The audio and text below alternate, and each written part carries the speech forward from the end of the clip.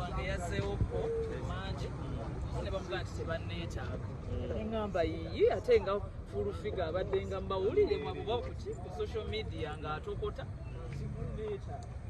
lawyer wange yazzeewoko wano Council Alan Mande n'ababuuza nti client wange muyina kye mumugamba wano muyina kye mumwetaaza ate tumwetaaga naye bwe tunaamwetaaga tujja muyita nesibeera mu mativu. I was not convinced. Ne mugamba ddayo olw'oku ubasabe essamu eri official bansamoninga kubanga poliisi si TikTok tekolera ku TikTok. Ne mugamba bakuwe official summons ngendeyo n'akomawo wano. It's on record. He came back here yesterday. Era ne bamugamba nti tetunnatuuka kumwetaaga kati ate awo nendabawo katemba atali musasula. Baze ndi munnabyabufuzi era mukimanyi ndi flag there. Ate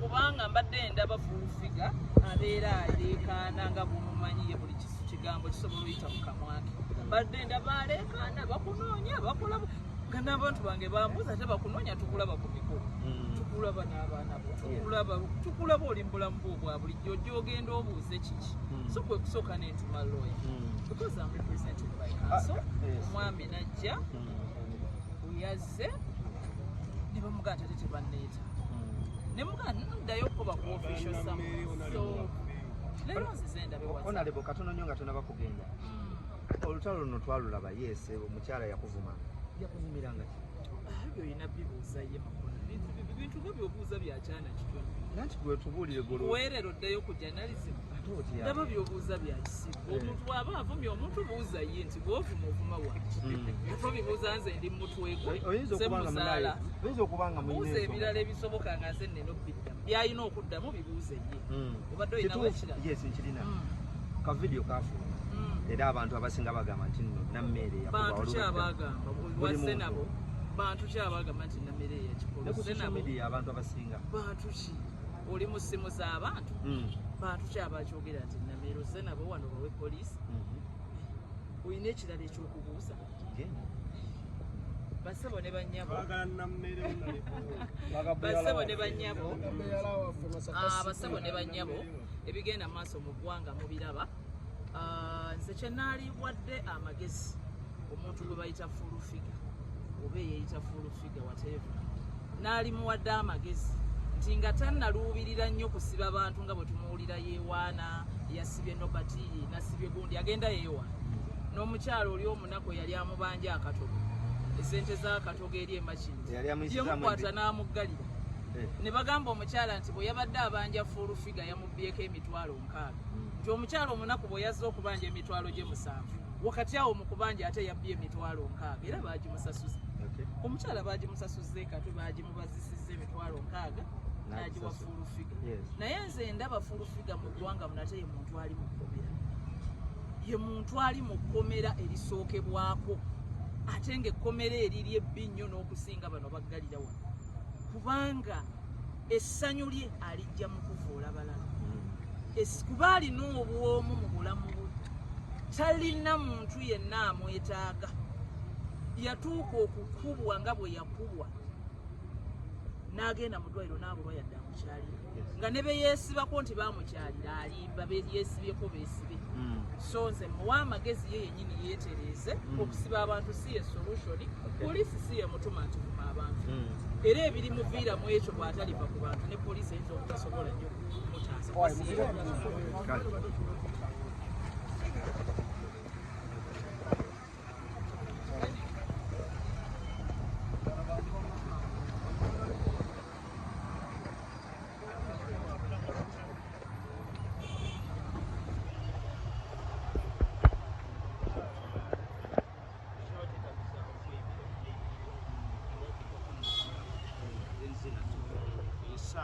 ya fulufiga kumakamanyiro n'obubuyabuya omuvudde mu mutwe okulaba nga alina okuwa abantu ebitiibwa lino eggwanga lyaffe lirina empisa okuwemula si kyabuntu si kyampisa era tukivumirira so tugambe bayise nameere tugendeyo ate tulabe ekintu navaayo naye kyentegeddeko ne kusaasira gyali enefalinsi ekwata fulufiga n'abalala kati tulabe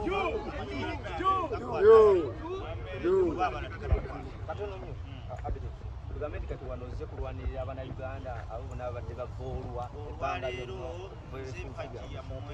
olaba nga abantu abawumira ku social media bonna abakosa abantu abavuma abantu essaawa pulezidenti waabwe banaateekebwa mu kaguli ntegeeza fulufiga kusanga social media enaatereera waliwo abantu abalina okubeera saddaaka waabo era fulufiga alina okubeera saddaaka waabo wemula n'abatyobola n'abavuma era tetulina kirala fulufiga tumuwalana tumwagazaaki naye n'okumuwono n'owemula abaana baffe abasobola social media n'oli okuyogera ebigambo ebitava mu kamwa n'owemula abantu abakulu n'owemula bakadde obeerani kati tuzze wano kulanga mmeere afunwa mubwenkanya kuba talina musango tabangako kyali wange tabangako kyali wange wembadde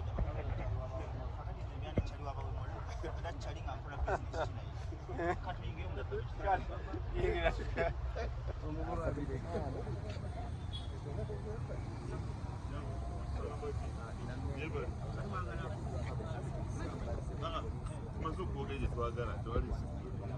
no problem.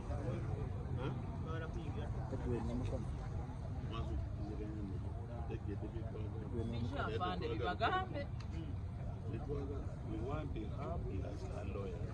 Abasigadde muda kulinda wa.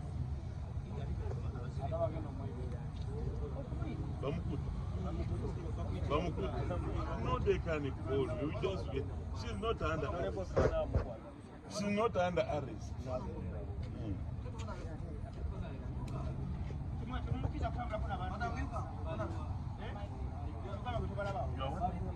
Yapi. Now, madam, hold on. Here, you come.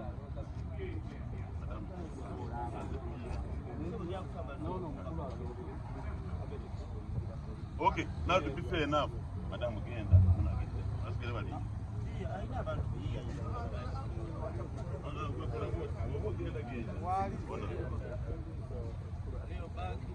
Once we get there, let us be organized. We shouldn't go through ourselves. We are friendly forces. We are friendly to you and you are friendly to us.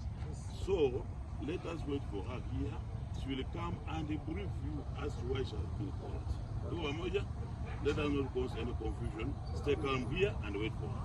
Okay. Thank you so much.